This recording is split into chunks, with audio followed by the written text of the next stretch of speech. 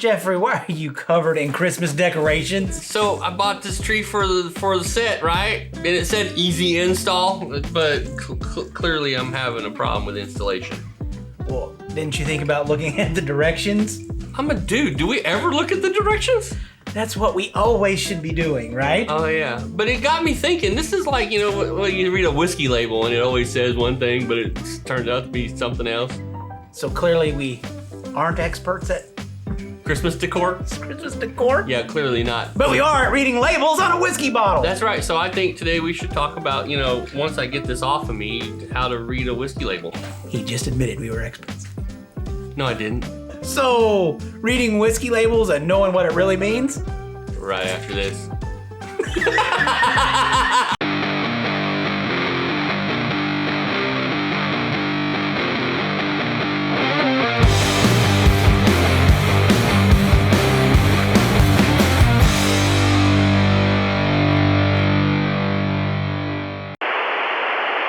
Welcome to Whiskey Pop. I'm Zane. And I'm Jeff, and untangled.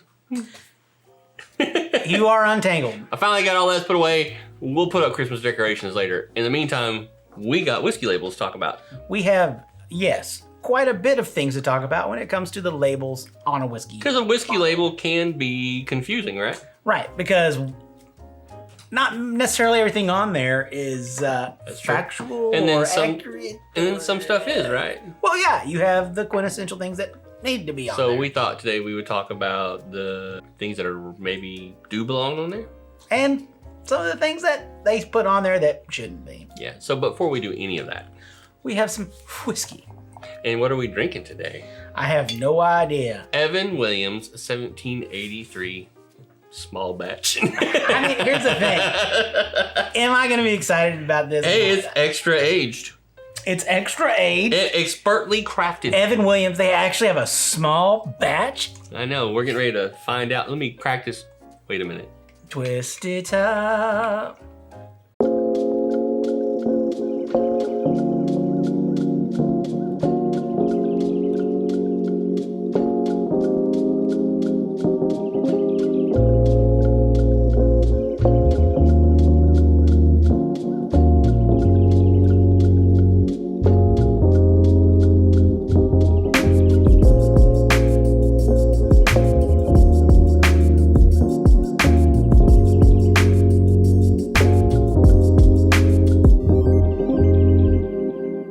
So you ready to do this? I think so. All right, let's try it. Let's sniff it. Okay. Doesn't smell bad. Doesn't smell bad. You know, what is the proof on this again? Well, I don't know, but I will tell you on second pour, which happens on Friday. Friday. So I guess for now, we're just gonna drink it. You're just gonna drink it all dry. Drink it. And go, Let's do it. But before, let's Bottoms up. So today we're gonna talk about labels. Where do we start? There's so much to a label when it comes to whiskey, right? Right. There's things that they have to put on there. So let's talk about like what needs to be on there. For sure, it has to state the proof. The proof. And the ABV, which we talked about proof and ABV recently here, right? Yeah, ABV. I think it was right there. Somewhere over here. Yeah. So like on this bottle here, it's 90 proof, 45% alcohol. So that has to be on there. It also has to tell you where it was distilled and bottled. It says on the back, distilled in Kentucky, bottled by Old Evan Williams. Did you just call me old? Let's talk about single. As in like single malt. That's right, single malt whiskey. Okay. So single means what? It's one.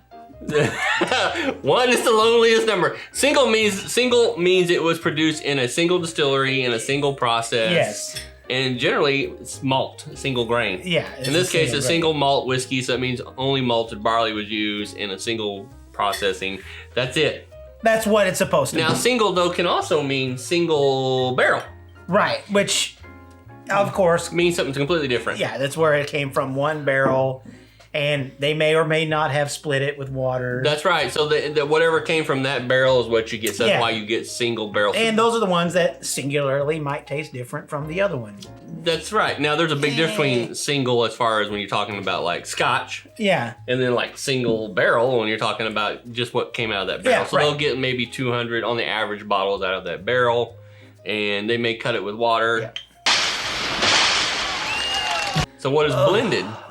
Well, blended means they take a little of this and this, and they mix it together into one, container. You'll see blended malt whiskeys. Yeah. Or you'll see blended whiskeys or blended bourbons. That's what that means is they maybe took a barrel over here or a barrel over here and blended it together. Or they even went and purchased barrels of whiskey from one place or from one distillery and then from another one, then brought it together.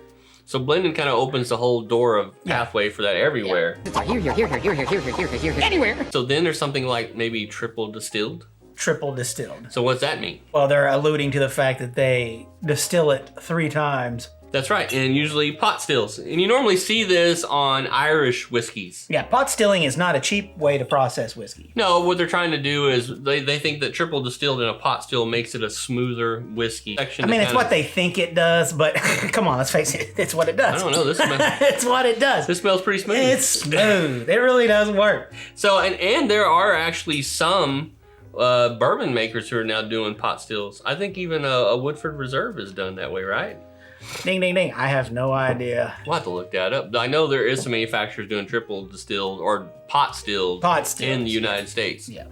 So, I mean, Redbreast is a good example of triple pot stilled. And I would say that Irish whiskey tends to be softer.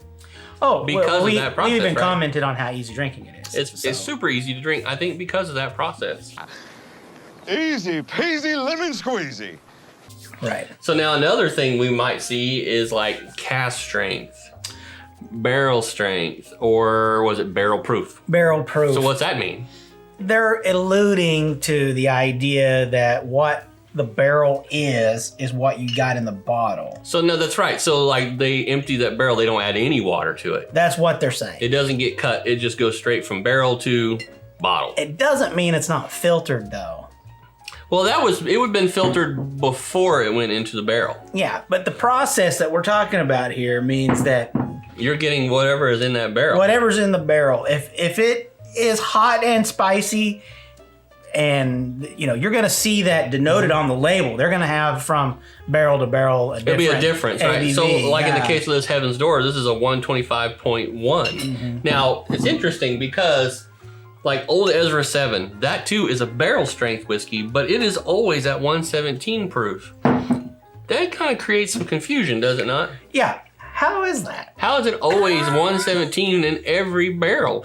Is this cut with water? Does that make it a true barrel strength if it's cut with water? It makes you wonder and ask questions if you really start thinking about it. Yeah, so it kind of creates this muddied area, right, when it comes to whiskey. If you're coming into whiskey and you're reading all these labels and you see things like, well, this is cask strength, so it's coming straight from the barrel. And then you pick up an Old Ezra and it says, well, this is barrel strength, so it's straight from the barrel. But then you buy the next bottle and it still says 117. And then you buy the next bottle and it says 117. Here's the thing, is what I think this particular thing is trying to convey is that this is going to be a higher proofed whiskey. Yeah, but see, that's not the same thing as what they're saying. I know, but I think that's what it's like they're just going to assume that you feel like, oh, well, if I get a barrel strength, then I know it's strength.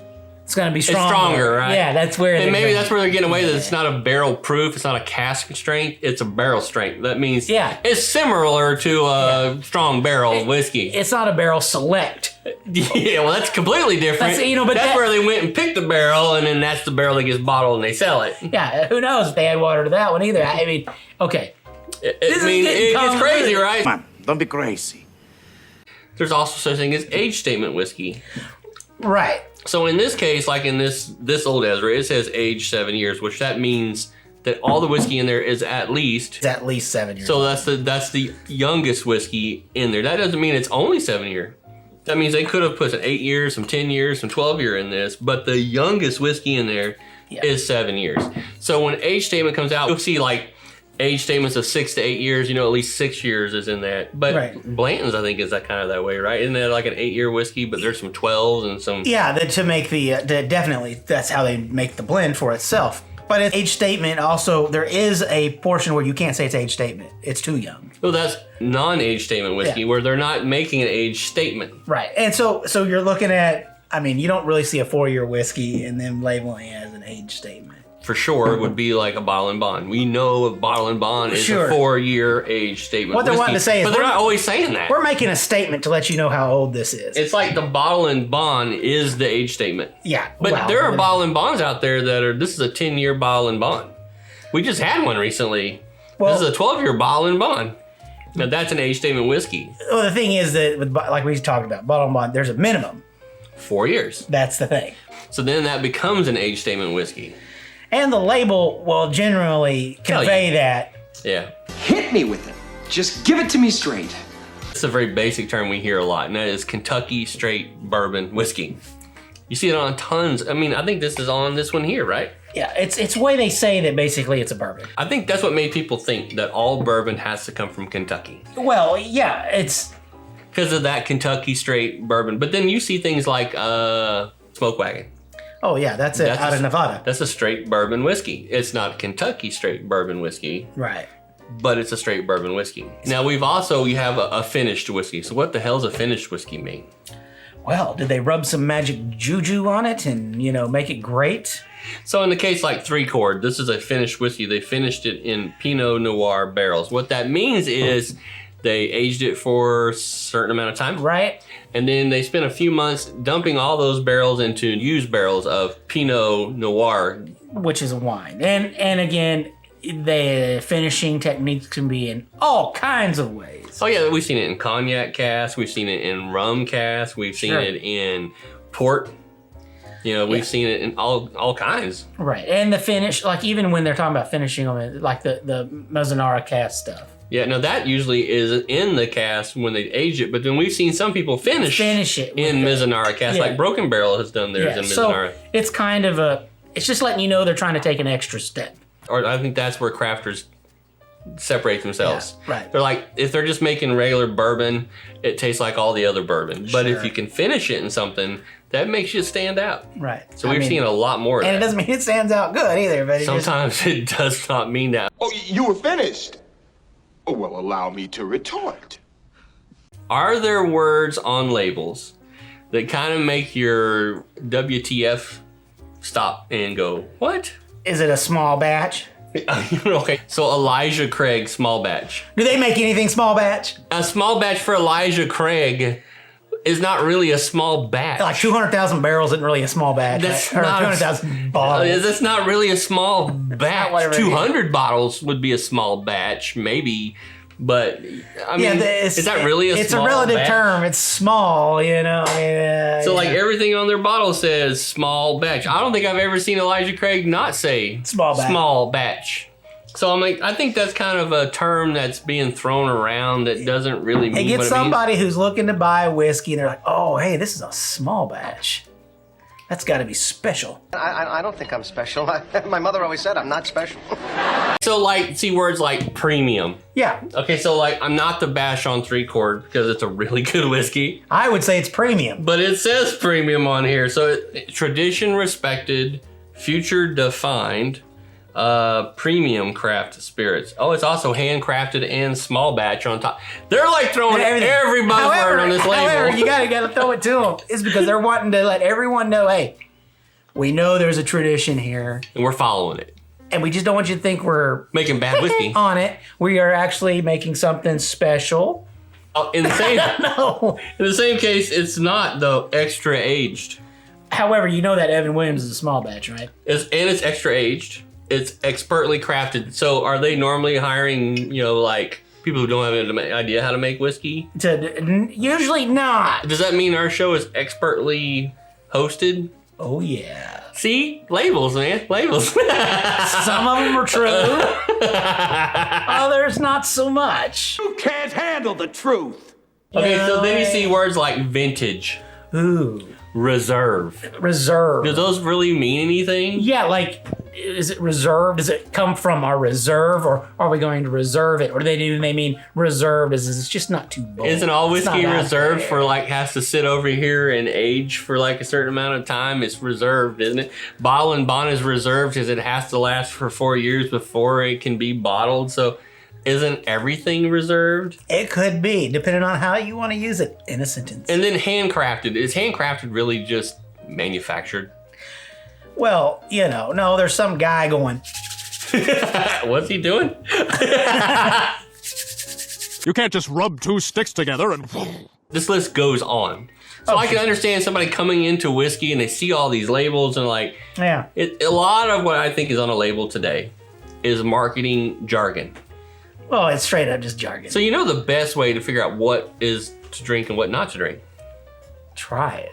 And that's right. And also, try it with your friends or try your friends' whiskey. Or you could just go to YouTube. And watch Second Pour, because we're going to tell you everything there is to know about the whiskeys we've tried for that week. That's why you're here today. You saw all whiskey labels. These guys might know what they're talking about. So being part of a bourbon whiskey group or watching stuff like this kind of helps you move and meander through the label BS. All I smell is your bullshit.